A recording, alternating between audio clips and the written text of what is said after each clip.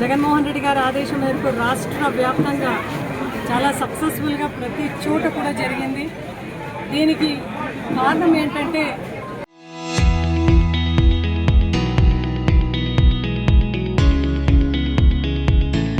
కార్మిక, కర్షక, యువత, రైతు, మహిళ అందరూ కూడా అంటే ప్రజాక్షేత్రంలో ఉండే వాళ్ళందరూ కూడా స్వచ్ఛందంగా పాల్గొన్నారు. ఏదైతే సూపర్ 6, సూపర్ 7, సూపర్ 8 ఏదైతే హామీలు ఇచ్చినారో ఆ హామీలంతా కూడా బోగస్ హామీలు. ఎక్కడ కూడా పరిపూర్ణంగా హామీలన్నీ 100% కాదు, కనీసం ఒక 5% కూడా నెరవేర్చిన పాపానికి పోలేదు. ఇటువంటి ఒక సందర్భంలో మహిళలందరూ కూడా చాలా అంటే చాలా బాధతో ఈరోజు జగన్మోహన్ రెడ్డి గారి వైపు మనం ఉండాలి అని చెప్పి ఈరోజు వాళ్ళు అనుకుంటున్నారు.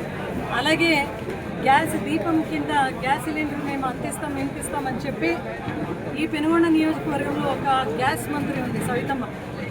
ఆమె కూడా ఉత్తుగా గ్యాస్ ఇడిసింది ఏమని మేము ఇన్ని సిలిండర్లు ఇచ్చినామని. అసలు సవితమ్మకు ఎవరికైనా ఈ 2 ఏళ్ళు 5-6 సిలిండర్ ఇచ్చిన ఘనత ఆమెకు. ఓపెన్ ఛాలెంజ్, నీ సొంత పంచాయతీకి పదాం, నువ్వు ఎవరికైనా ఇచ్చినావో చూపి అని అడుగుతున్నావు. మాట్లాడితే గొడ్డలి పార్టీ అని చెప్తావు కదా సవిత, నువ్వు కూడా వెన్నుపోటు పొడిచి కదా ఈరోజు మంత్రి పొజిషన్లో ఉన్నావు. ప్రజలకి వెన్నుపోటు పొడిచినావా లేదా?